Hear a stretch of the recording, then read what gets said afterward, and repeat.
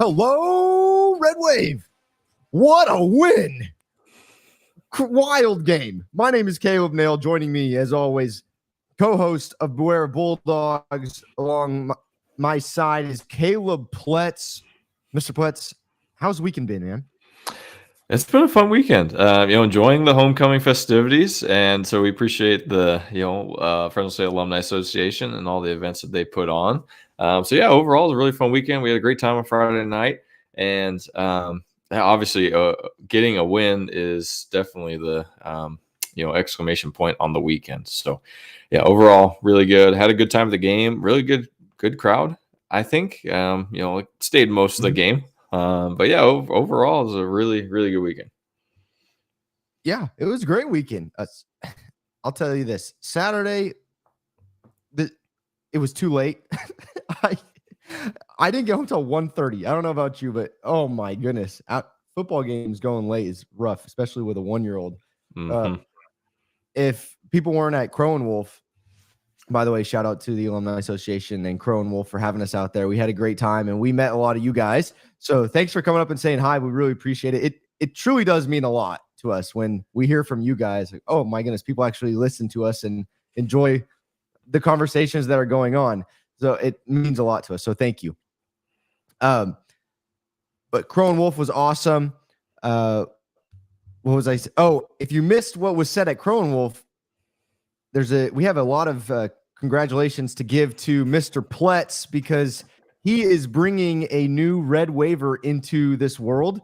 So, Caleb, congratulations, man. You're going to be a dad soon. Thank you. Yes, we are expecting due in the spring. And so, yeah, we're very excited to give your son a friend. So we didn't want him to be lonely. So, we're really excited. And yeah, good. I'm glad it's not happening during football season, just so that way, my undivided attention is still right here. The Pletz even plan when the babies are coming. Can't be during football season. That's great. And you're in for it because thank you for providing a friend for my son. I'm just going to drop him off at your house now. Have fun, man. So perfect. All right, we got a lot to get to about. We're going to recap this game, and we're going to share all of your reactions as well. Final score, your Bulldogs 31, UNLV Rebels 24. If you are in the chat on YouTube, let us know where you're watching, what you're enjoying, and you feel free to comment all you want in the YouTube chat. Or that's Beware of Bulldogs. If you're listening the day later on Monday, thank you for tuning in. We go live every Sunday at 7 p.m. to recap and get our reactions into the Bulldogs game. All right. I see Bulldogs Bob's here, Andy Zonneveld, Andrew Wren. Thanks, guys, for tuning in. And we got to meet some of them as well at Crow and Wolf and throughout the homecoming festivities. Mark Benjamins and Clovis enjoying. All right, Caleb. First off, just give me your overall reaction to this game. Like, once it ended, what were your thoughts? It felt like Fresno State got away with another one, which maybe that's just the mark of an experienced coaching staff and a good team. I think that the third quarter might have been our best quarter so far, which was encouraging. The first half was not encouraging. I think that, like, going into halftime, I was concerned. I didn't really think that it was going to end well, just because Mikey was off and the Dogs couldn't run the ball, which that didn't change by the end of the game. So, yeah, I mean, that third quarter was definitely welcome in terms of, like, okay, here's some offensive explosion. But, it also was on the back of some UNLV miscues. So, if UNLV plays a little cleaner of a game, I think that they probably bring this one home. But all in all, it helps to be playing at home, helps to have an experienced coaching staff, and a win's a win. And now the Dogs are back in the driver's seat. If they win out, then they'll be in the conference championship. Yeah, big help from Boise this week. They beat Wyoming, which I did not see that coming. I mean, that bad. I knew they were 5-point favorites. I didn't believe they should be 5-point favorites, but hey, Other people out there knew something I didn't know, I guess. That was wild. So now we just have to win out, and we'll be happy to play an Air Force team that looks pretty good right now. My reaction is the same as yours. First half, oh boy, this is not good. Offense, other than the first drive, in every game we seem to put together a great first drive. Other than that, very disappointing. And we started to figure things out in the third quarter. We looked great. Defense helped out a lot and finished it off in the fourth. Poor kid, that UNLV kid that dropped the ball. Oh man, I would get rid of my phone if that happened to me. I'm throwing the phone away. Don't get it out. Well, I mean, hopefully, UNLV hasn't really built a really reliable fan base at this point. So, I mean, I don't really think there's going to be that many people, getting on him for dropping it. So, that's, I guess, the one good thing of playing for UNLV. Shoot, they came after us in our post on Twitter. Yeah. I couldn't believe it. I didn't know there were people that cheered for UNLV on Twitter or on X. They came out of the woodwork and started going after our preview. Hey, that's fine, but it's kind of funny. I didn't know they were out there. All right, let's get to reactions from you guys. But first, we should mention some of our supporters. And I'm thinking about Eastie's Woodshop right now. Eastie's Woodshop has everything you need when it comes to custom woodworking and home decor needs. You have an idea? Let them know. They can bring it to life. Check out shopew.store to send them a message and for their line of personalized gifts this holiday season. Use code BEWARE for 15% off your first purchase. That's shopew.store, code BEWARE for 15% off your first purchase. Holiday season's coming up. Well, make sure you get your gifts ready. Eastie's Woodshop has you covered. All right, Caleb, here's some things that people left for us. Matt, they really did pull it together for the win, but they're still taking years off my life with the late game stress. Single-use plastic, great poise to come out after a lackluster first half and have the third quarter they did. Mikey played well. You could tell his ankle was still sore, and he loved the turnovers the defense got. Got to get home when we bring pressures. It was nice to meet you guys at Crow and Wolf. Likewise. Ghost of Jim Sweeney pulled out the win against a good UNLV team. There's still a lot to work on. Seems our play calling on offense is geared towards getting the ball out of the QB's hand as fast as possible. I still think our O-line is suspect. Next week should be fun. I agree. Definitely. Sapper Nation, the honest truth. Okay, here we go. By the way, I did not read these beforehand, so I don't know what we're getting ourselves into.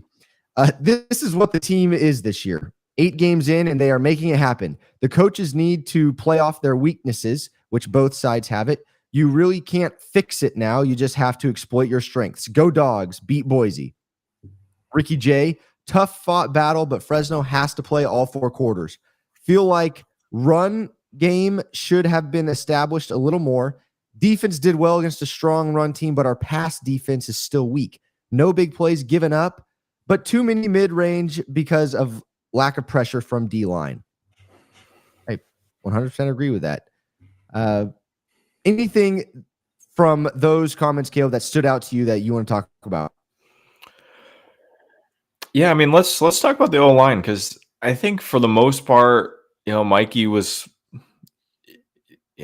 I think they only had 1 sack on him. So I think they did a good enough job, but the comment was correct about, Mikey was pretty much making the decision where he's going really quickly and a lot of short throws. We were talking before we hit record. I mean, a lot of, short passes to Malik Sherrod. I think he had 8 receptions on the day, which, put him in the lead for number of receptions on the day. But I mean, every time he threw to Malik just got crushed. I mean, I didn't like to see that, especially there was like back-to-back plays where he was just getting pummeled on these little dump-off passes. So, and when Mikey was able to throw the ball down the field, that's when we actually had some success for the offense. So Yeah, I don't know if that was, strategy wise, like, hey, let's just, get the ball out quick.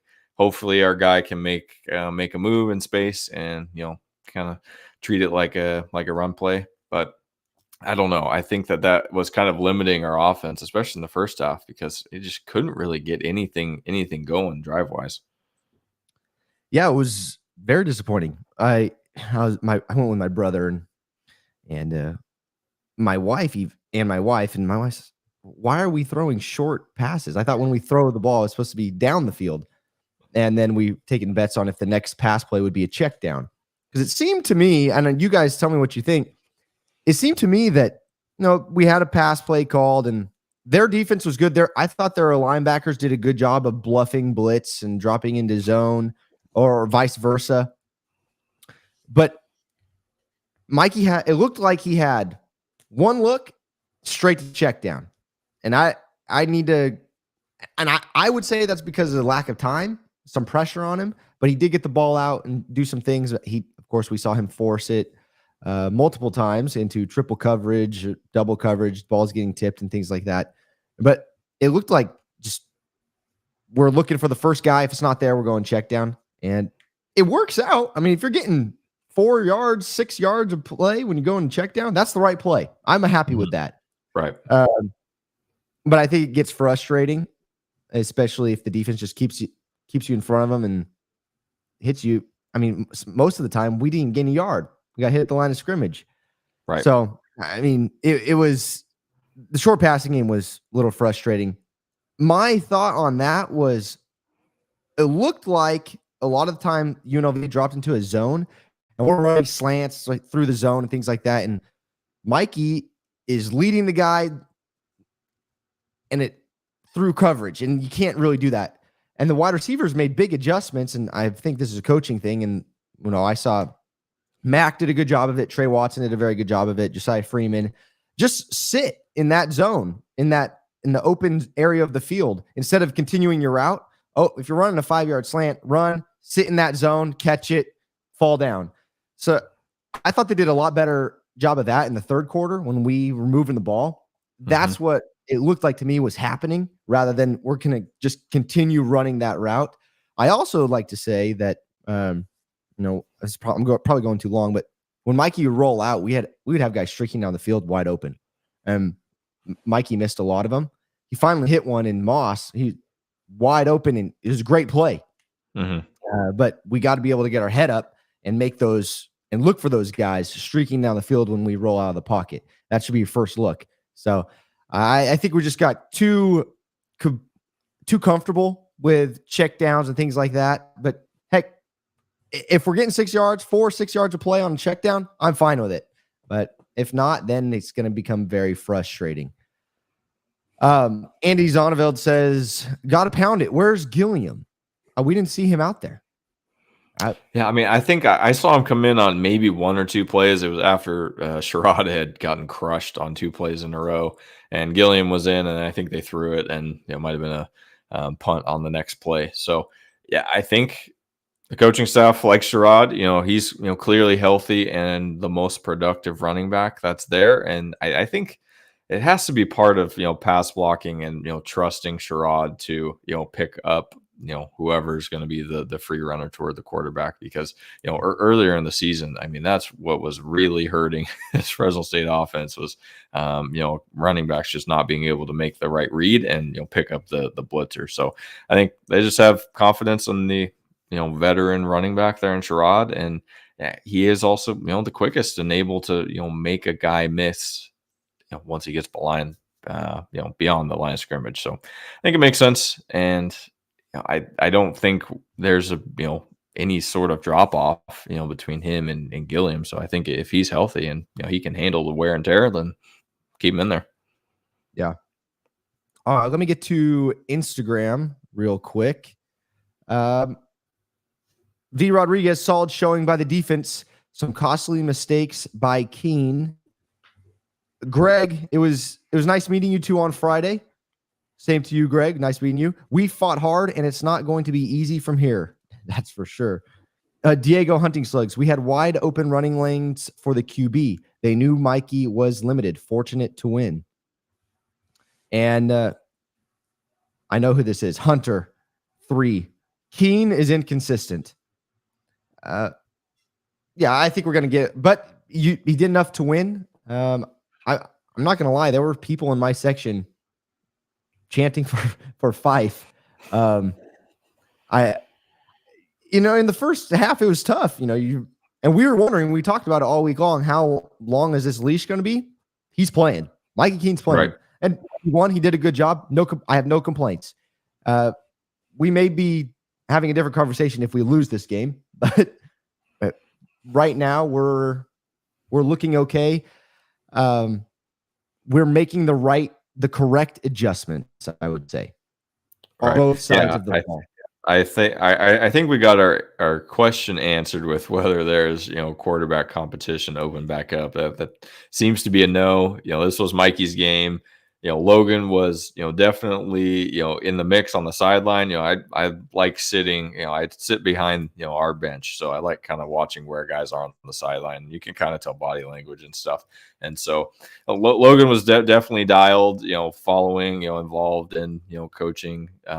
Stuff and checking in with the guys, but there was also series where he wasn't anywhere close to being like near the coaching staff to go in. So it's like, okay, yeah, I don't think he thinks he's getting in like on any type of special package or anything, which I think must have been a bit of a decoy from Coach Tedford earlier in the week when they were talking about having special packages for Logan. So yeah, I think our questions answered there. Mikey's QB1, and as long as he's healthy, he's gonna be the guy that's in there. Yeah, I want to get to numbers, and when we get to numbers, we'll continue talking about positional groups and players. But real quick, if you guys have not been out to Givoli Winery, you need to get out there. Check it out. Givoli Winery is a local winery on Biola Avenue, just north of Shaw. They're open Saturdays and Sundays from noon to 5, or by appointment only on weekdays. You can call them or email them and let them know. GivoliWinery@gmail.com. There is wood fire brick oven pizza out there as well.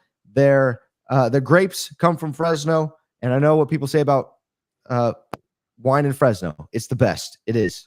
You got to check it out. And then wood fire brick oven pizza is out there as well, and they have their event calendar out there as well if you're looking to do things or if you need to book an event at a venue. Givoli Winery can hook you up. That's on Biola Avenue, just north of Shaw.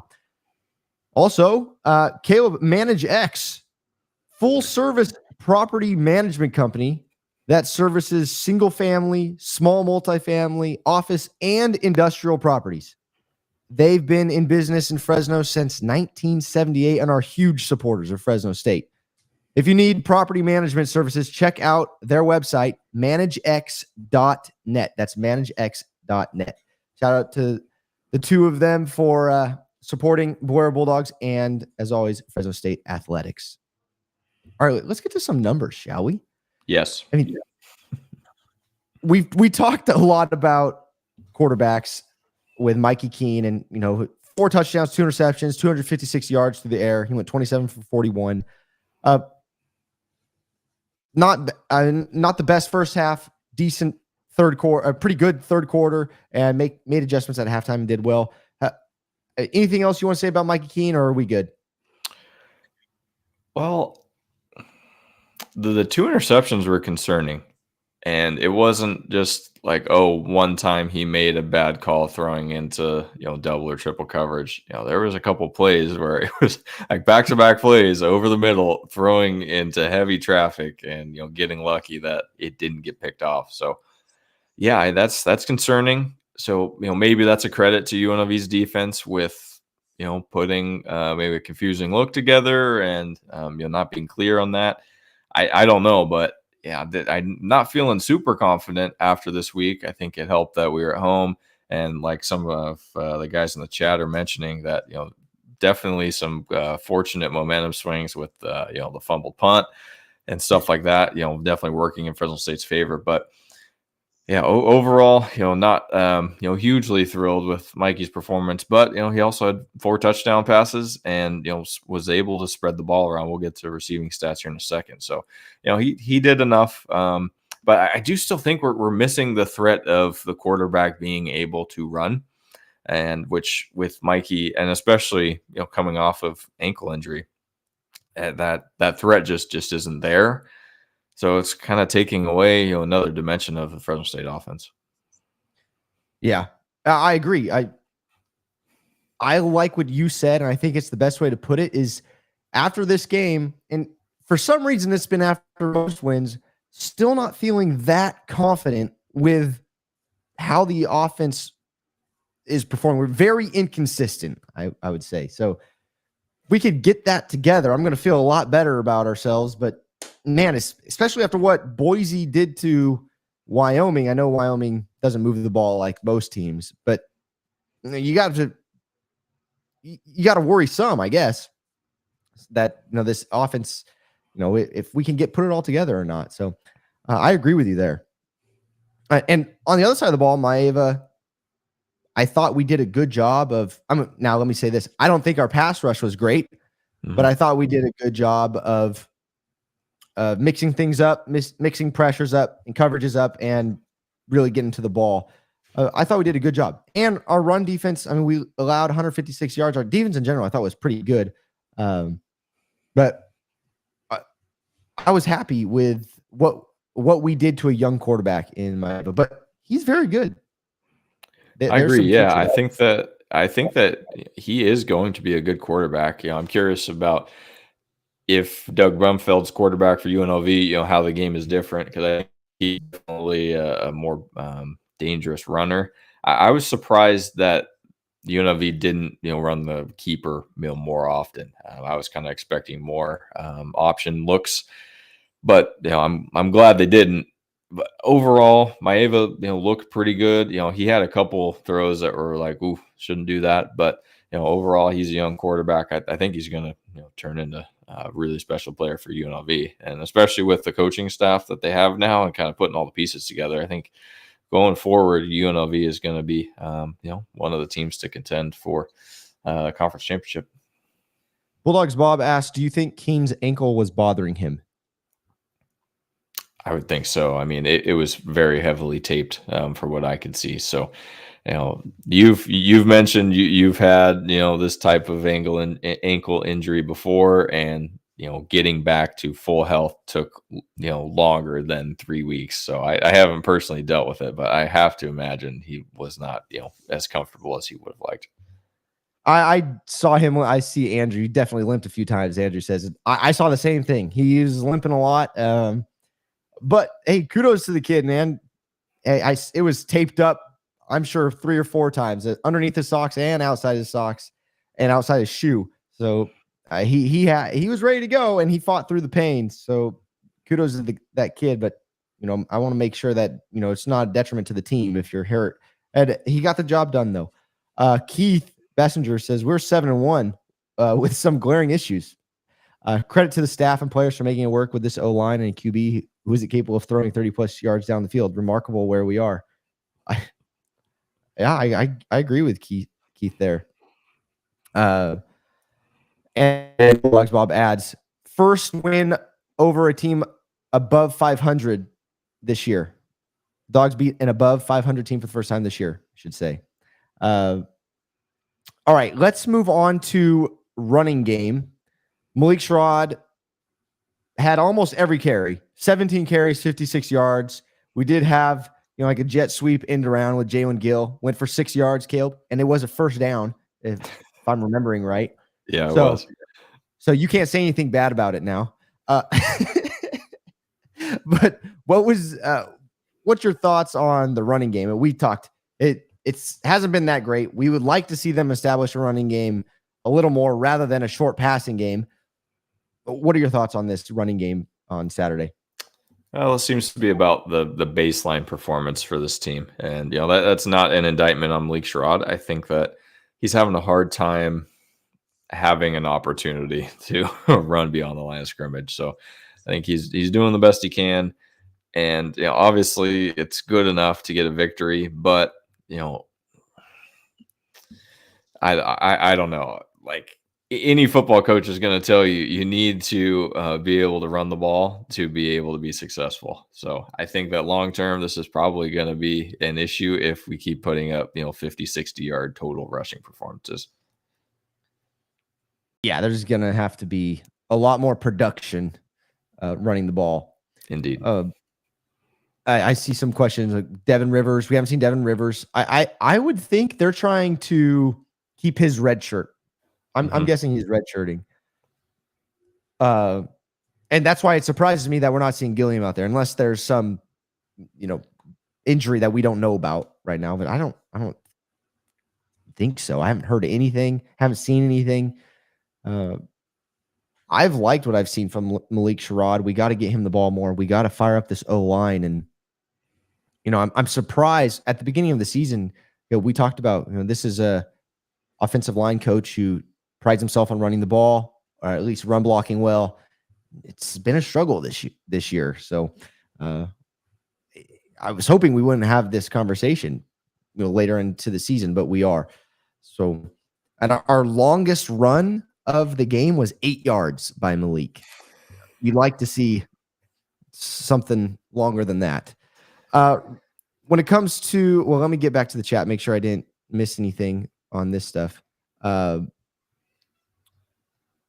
There's talk about pass protection, and that might be an argument about Gilliam, because I've watched him pass protect, and he struggled a little bit in the past couple games. All of our running backs have. So, and we know if you want to get on the field as a running back, you have to be able to pass pro.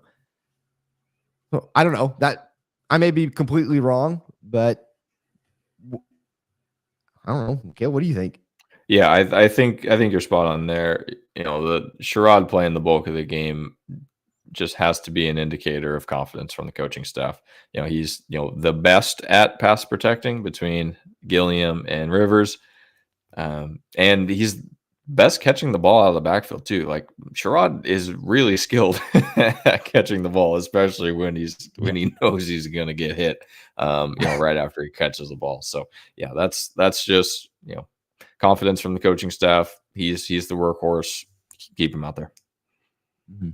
All right, receivers. Jalen Moss, 5 receptions for 99 yards. One away. Trey Watson, 4 for 42. Tim Greer Jr. had 1 reception for 31 yards and a touchdown. Nice one. It was a 31-yard reception and TD. Malik Sherrod talked about 8 receptions, 28 yards and a touchdown. Mac Delana had 3 for 25 and a touchdown. That was a great play design, too, on that play. Eric Brooks, 2 receptions for 14 yards and a touchdown. And his reception was awesome. Another great play design. Josiah Freeman, 2 receptions for 14 yards, and Jalen Gill had 2 receptions for 3 yards. So total of 4 touchdowns from this unit, 256 yards, couple of drops, but overall, very good performance from this wide receiver core. What were your thoughts on all of them and their performance? I mean, I'll start with my one negative first. That another game here where Fresno State cannot execute a wide receiver screen. They attempted one, I think it was to Brooks, and he dropped it, and he probably would have got a first down on the play. And so in previous games, it was Jalen Moss that was struggling with just catching the ball on the wide receiver screen. So obviously there's some sort of a mental block there or something for this team where they just can't figure it out. So that's frustrating because, for a lot of spread teams, I mean, the wide receiver screen is just the go-to play. It's like, okay, we need, 3 yards. We can put 3 or even 4 guys, which I think on that play, I think we had four guys lined up on the right side of the field. So that's frustrating, just not being able to execute and, have those drops. Besides that, I can't really remember any drop that was super crucial or, as bad as UNLV's drop. So overall, Jalen Moss, played well. Had that one long one, which was good. So I'm glad Mikey was able to find him. And on Greer's touchdown, not to keep harping on Mikey's arm strength, but it's another like underthrown touchdown to where thankfully the wide receiver is paying attention to where the ball is, just kind of stops, and the DB's obviously expecting the ball to be thrown on the run. So just kind of surprised, or not surprised. It's funny that that play keeps working, and thankfully, it was one-on-one coverage there. So, yeah, I don't like that, and I know we have some comments in the chat about the arm strength not being able to throw it beyond 30 yards, and I think it's true. I mean, but if it's working and we're able to get the one-on-one coverage, and the receiver knows that he's going to need to adjust back, then I think that the wide receivers do still have an advantage there. Yeah, I was really happy with the play from the wide receivers. I thought if you go back and watch highlights from earlier in the season, we struggled breaking off routes when we were flush out of the pocket. They do a really good job of breaking out of their route, going upfield or coming back to the ball. I thought they'd done a good job. They got open doing that all night. They can't. Not many teams have been able to guard our wide receivers, and that's another reason why I think we're very successful in the short passing game, because we can get open right away. There's no problem. Eric Brooks is always due for one drop a game. Yes. And that drop would have been, he had some open space in front of him if he caught it. But other than that, great game from the wide receivers. I'm really happy with them. And I thought there was some good play calling to scheme them open in the red zone. I don't like, though. Let me say this. There was a couple good plays to scheme guys open in the red zone. But, man, it took us a while. I mean, I think most of our touchdowns were on third down and passing plays. Right. I know we struggled running the ball, but you'd like to see us do something on the ground in the red zone, successful at least. So it's just frustrating when last week we talked about a one-dimensional team, and teams know what we're going to do now. They just have to stop it. I'd like to be able to open up that run game, at least in the red zone. I know where it's even harder, but get 2 yards. Let's go get 2-3 yards and make it a little bit easier on our quarterback and wide receivers. But coaches did a good job scheming things up on third down to convert into a touchdown.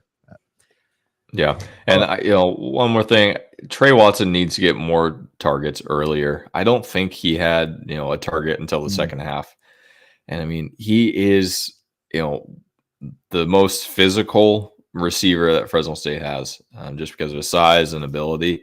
So we need to be targeting him more. And I know that he's, really involved in pass protection. So, he's not, running around on every play, but man, Trey Watson is a beast. We need to throw it to him more.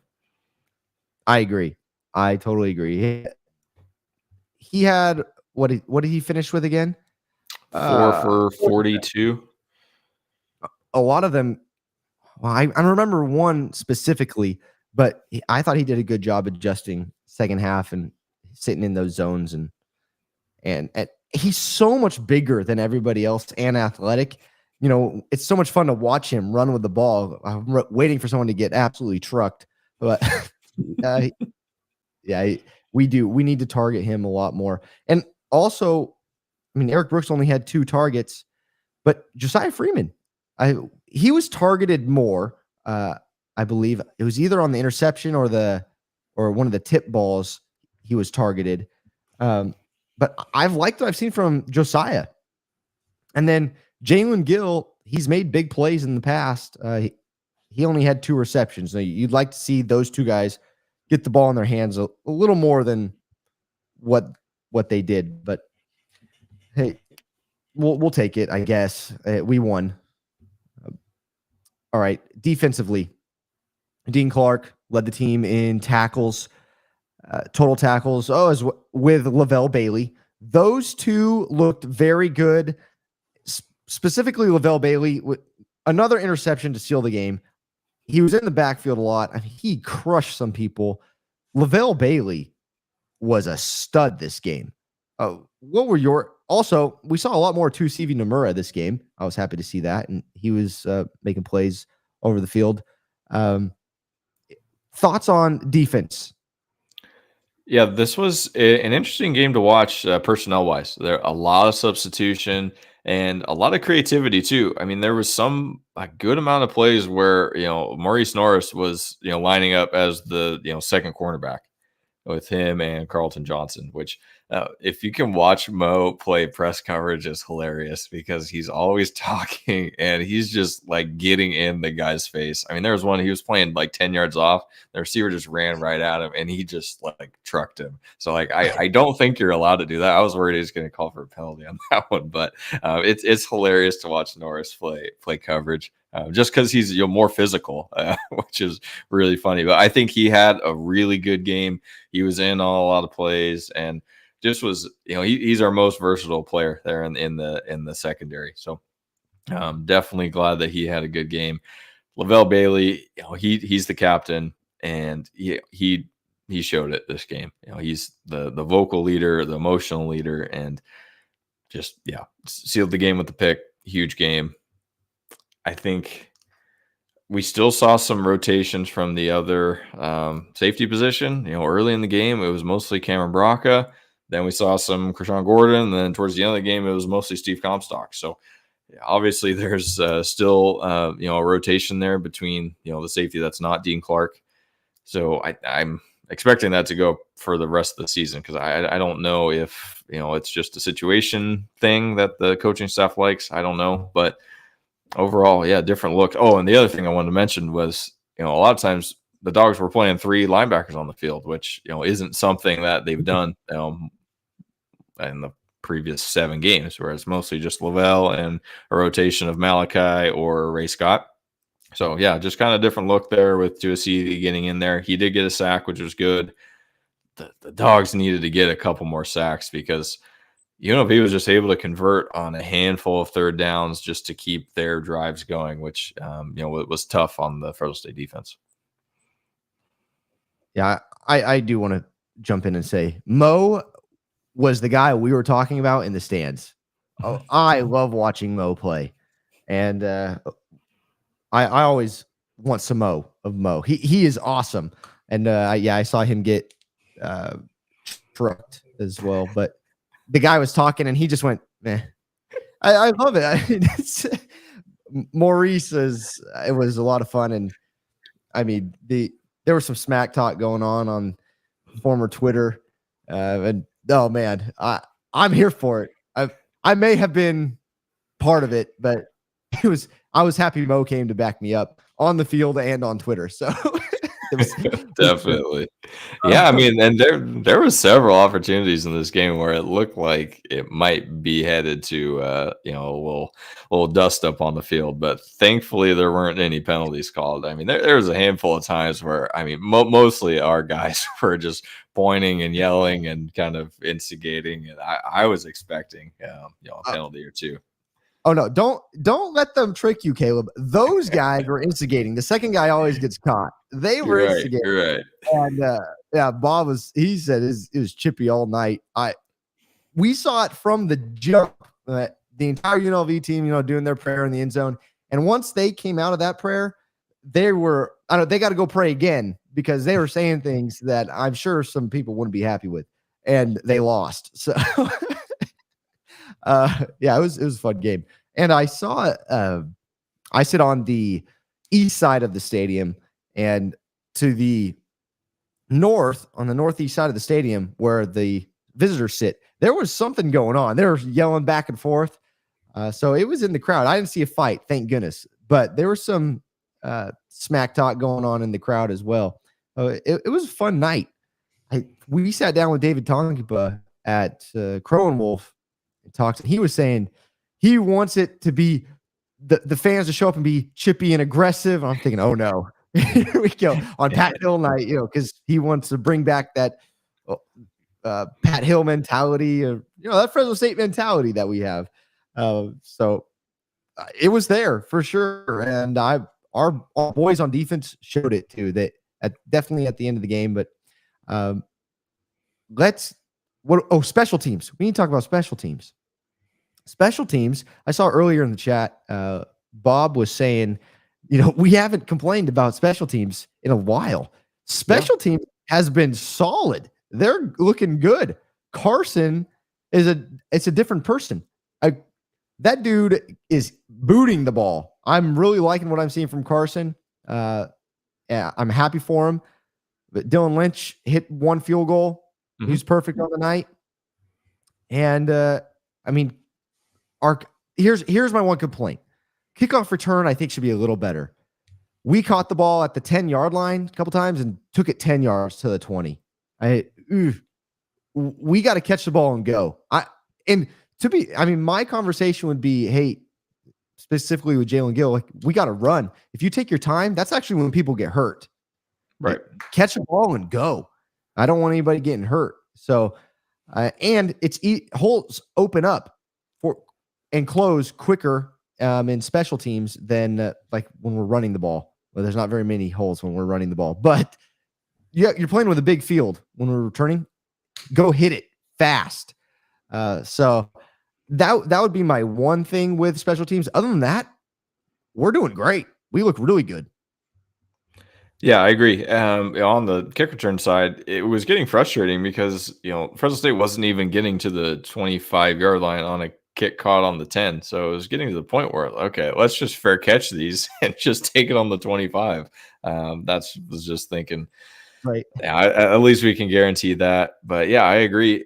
I don't know it seemed like that was a strategy for, UNLV because, at this point, most college kickers can get it at least to the end zone. But, they were able to get good hang time on that, and their kick cover team was running hard, and they were wanting to make a play. So I do think that was good, strategy on the part of UNLV because it was effective, and Fresno State was not able to get in, positive field position.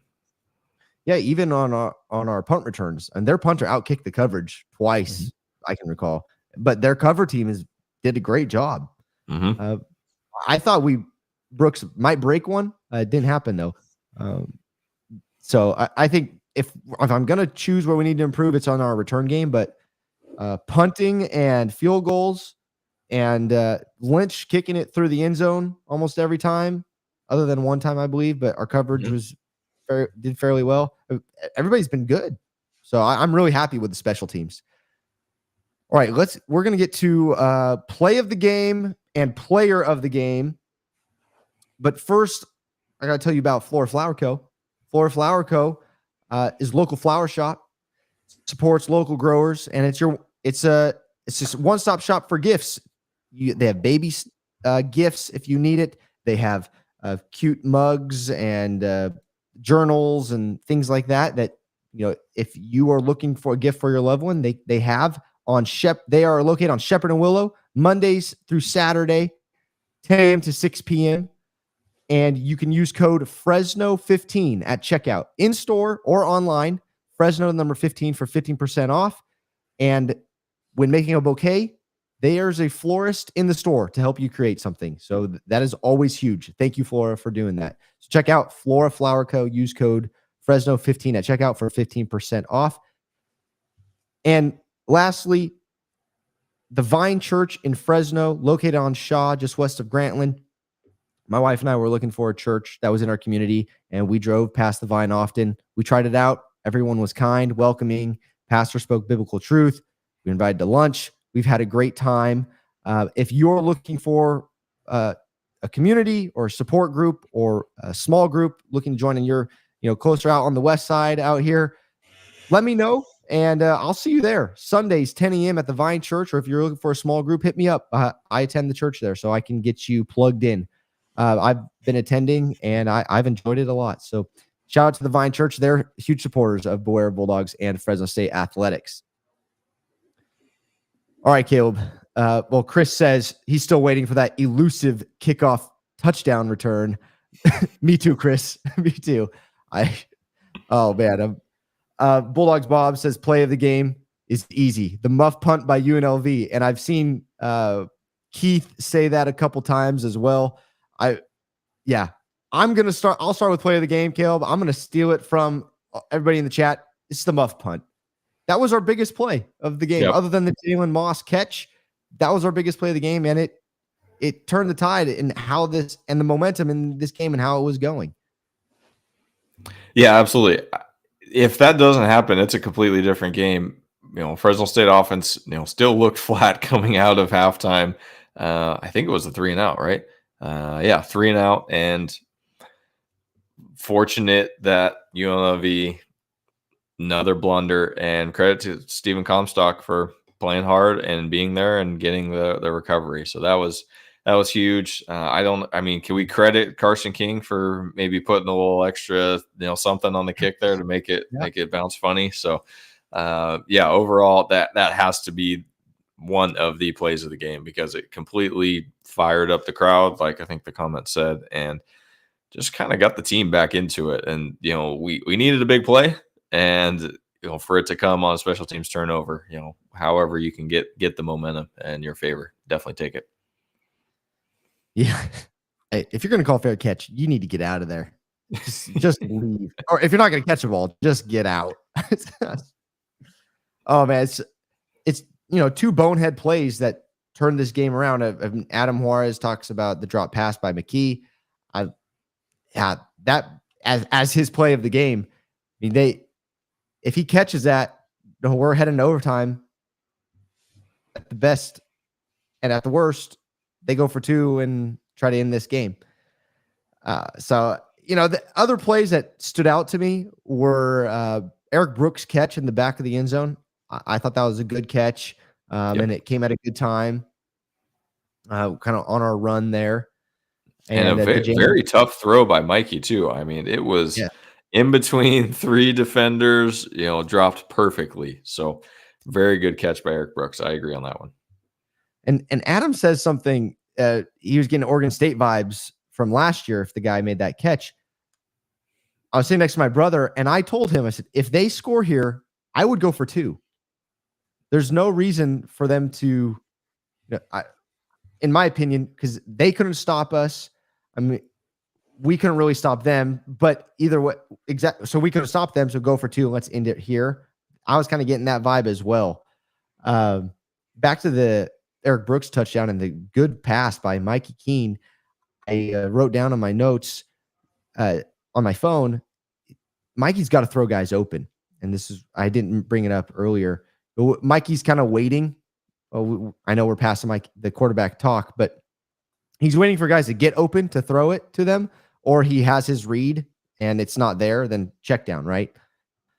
Well, on that pass play, that was perfect quarterback play. It was beautiful. He wasn't open when he threw the ball, but by the time the ball got there, he was open. That's what we want to see that's what you're going to see from elite quarterbacks. And we need that play from Fresno State quarterbacks. Great throw by Mikey. I'd like to see him stack good throws on top of that and build some confidence. Like that's how we throw the ball. We throw guys open. So I was really happy with that. Also going on 4th and 2 to Malik for a touchdown proved to be the difference. That was huge. Good call.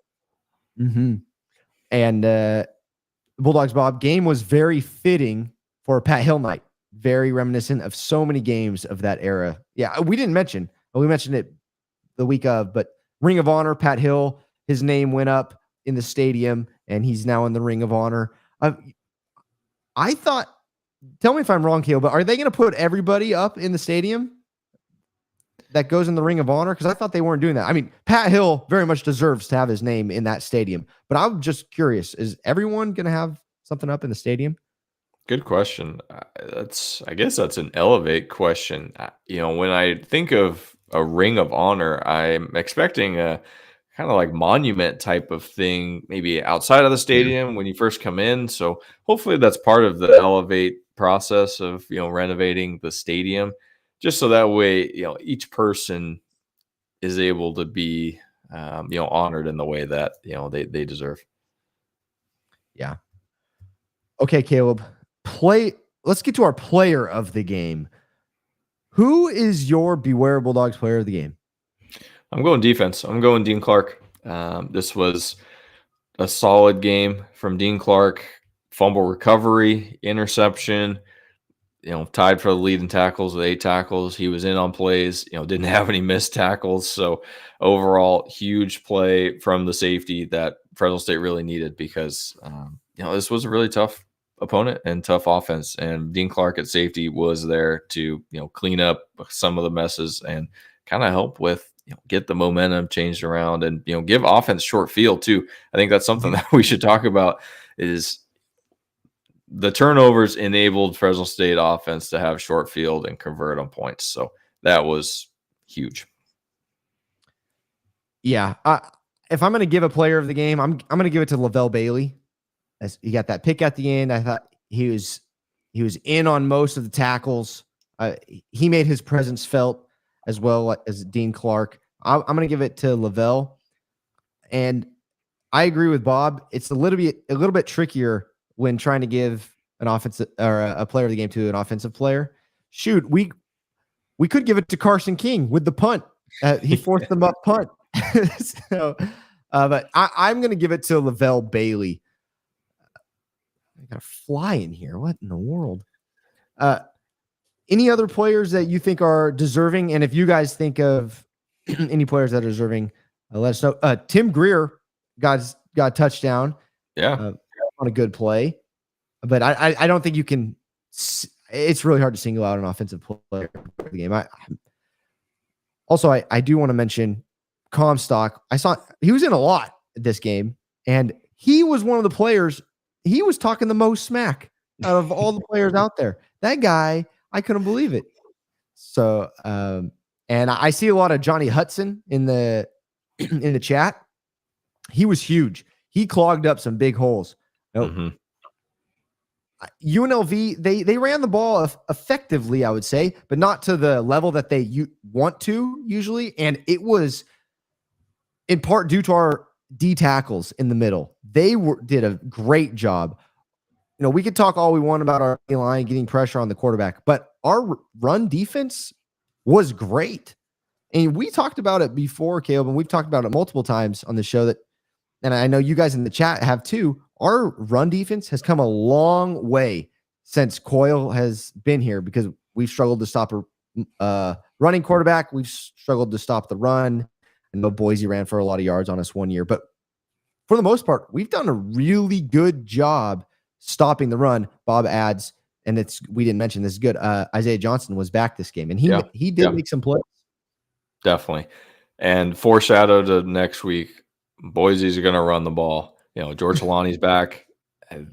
Ashton Genty, he was their third leading rusher. They had another guy who I hadn't heard of was, you know, the second leading rusher for Boise in this. He's a freshman.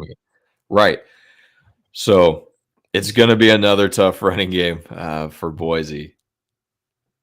But credit to Fresno State defensive line for stepping up and, you know, making it difficult for UNLV. Yeah. There's a lot of good things that came from this game. A win is one of them. I thought, you know, different position groups played well, did a great job. And there's other places, of course, that we need to work on. And you guys know what that is. You saw it. So I think this Boise game is going to be huge. And I know this game was sold out before the UNLV game was sold out. I think they announced at the game, it was like 41,000 people at the UNLV game, which is technically sell out. But Caleb, I got to tell you, man, we got to get these people on your side, on the west side of the stadium to show up, because otherwise I'm just going to start walking over there and sitting in those red seats because there was a lot of empty seats on that west side red seat. I couldn't see the east side, so maybe it was on the east side as well. But the west side red seats, man, it's been a couple years since I've seen those full. You are completely right. I think around me, usually the row behind me is completely empty, and in front of me is mostly empty too. So if you do want to come hang out, find your way over to section 12 because there's usually some space. Yeah. 6,000 students bought tickets. That was huge. There weren't enough seats in the student section. Now the only thing is we got to get students to stick around. I don't know how you do that. We've talked about it multiple times, but we got to get them to stick around. Sorry, I just saw the comment. If we beat Boise, Pletz, are you dancing? Absolutely, Bob. I will dance. And Andrew also adds, same formula as last year's championship game against Boise. Little foreshadowing to the preview. Stop the run, force them to throw to move the football. By the way, their second string guy got the bulk of the passing snaps. So we're going to see two quarterbacks next week unless things change. It's to be interesting. See what they do. I think Taylor Green only had 6 passes. He went 3 for 6. The other guy threw most of the passes. So should be a lot of fun. This week is going to be wild. I've already received text messages. I started receiving text messages last night about Boise State and just how people in my class, in our class, Caleb, just dislike Boise. They do not stand them. I mean, they cannot stand them. So it's going to be a fun. It's going to be a fun week for sure. And also, Bulldogs Bob makes a good point. Basketball starts next week, November 6th. They play FPU, and is that considered? I looked at the schedule. I forget though. It's usually an exhibition game. Yeah, I believe so. It doesn't really count. It counts, but I believe it's considered an exhibition game. And how it's working out during basketball season is we are doing okay. We're not going crazy. We might be going a little crazy. We are doing a recap of every single basketball game. So I went out and got YouTube TV for this. Well, I didn't. My brother did, because my brother, his name is Cole, he will be joining us during basketball season. He did basketball season with me last year, and Caleb jumped in and out of basketball season because Caleb was learning basketball last year. Now, Caleb Pletz is a bona fide basketball genius now after last year, and he will be doing it with, for the most part. But reminder, there is a baby coming in to play here. So right. Cole's going to be giving him a break when these things come along. So, yes, we will be recapping every basketball game. I apologize. I did reach out and try to get people on for basketball season. Things didn't work out, and we weren't able to get anyone on. So I apologize for that. But it should be a fun season. I mean, Caleb,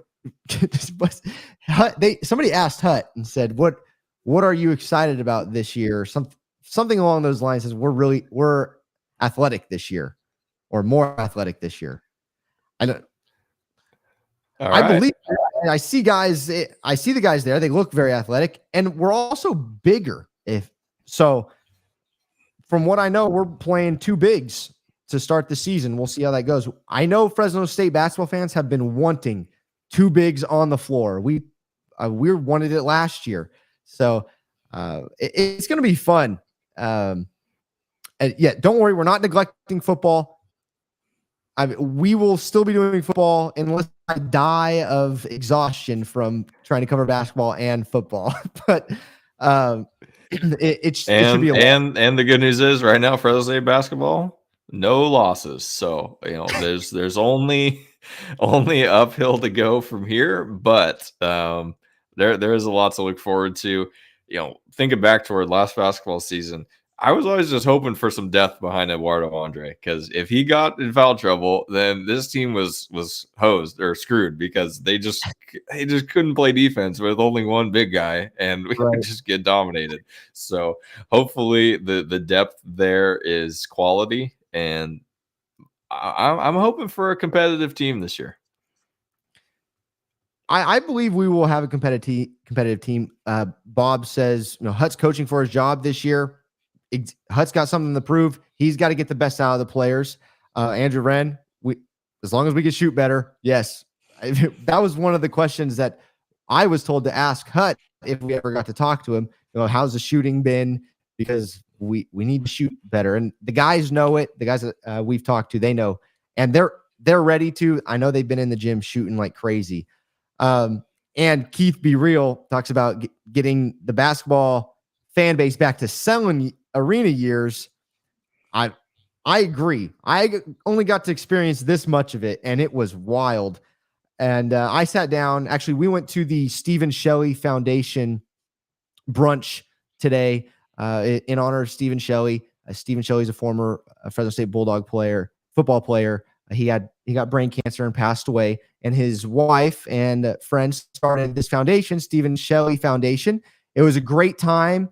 A lot of good people there, great cause, and they raise money to help families that are struggling with cancer, someone in their family struggling with cancer, to pay the bills and things like that. So great cause, great people.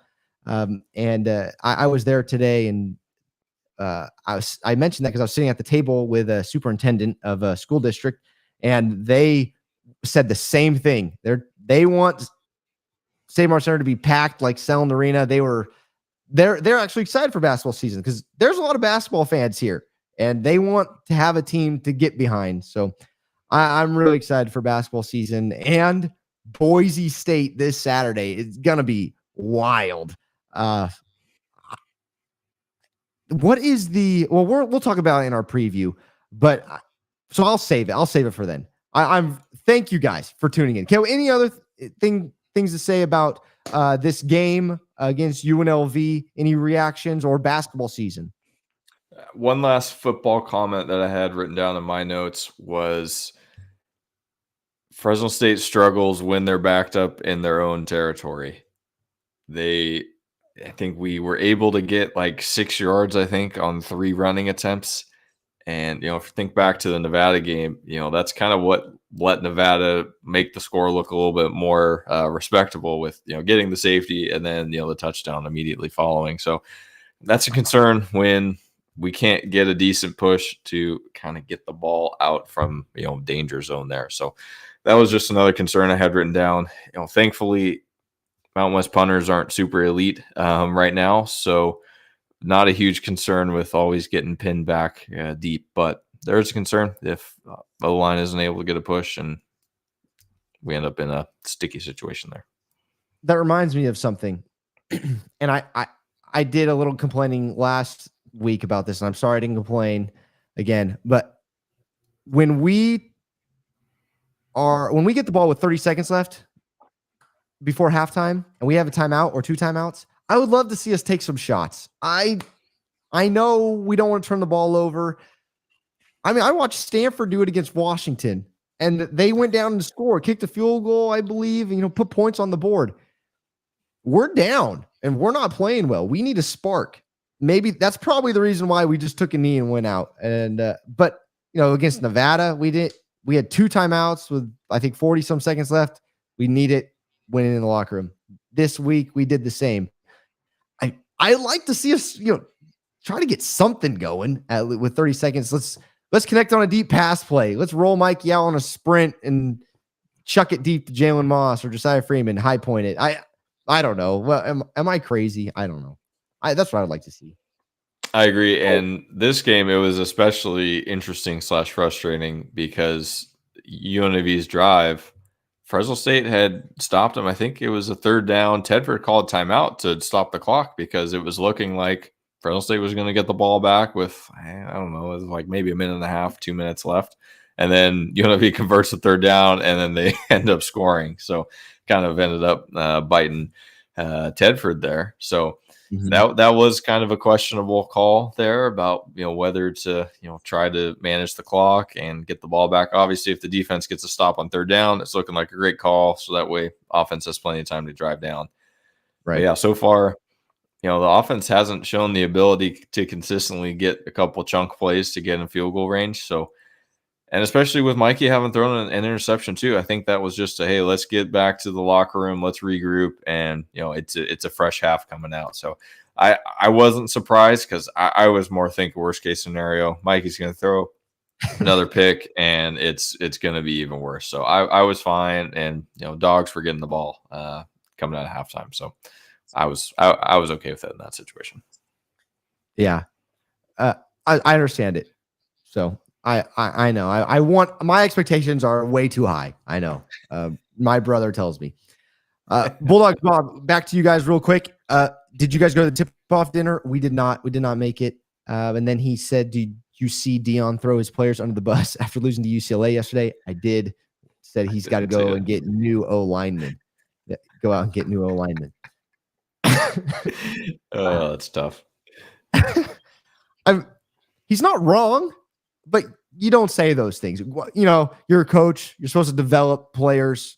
Maybe just in the press conference there, and let's go lift some weights and work on, footwork at the O-line position. Instead of throwing players under the bus.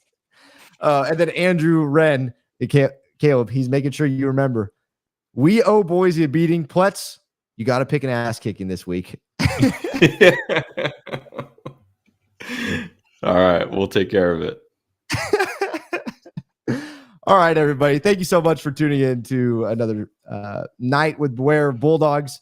We appreciate all the support. Once again, thank you so much for coming up and saying hi to us this week. We had a great homecoming week and seeing you guys. It really does mean a lot. Caleb and I put a lot of work into this, and to just get a thank you from you guys, from listener guys, I mean, in the chat here and in person, it means so much to us. So thank you so much. And thank you to our sponsors for sponsoring the show. We will see you guys at former Bulldog Stadium this Saturday, if not before. Preview coming. We got to get to know. The get to know is always fun with Boise. So stay tuned for that. Stay healthy, stay safe. God bless you guys. And as always, go Dogs. Go Dogs.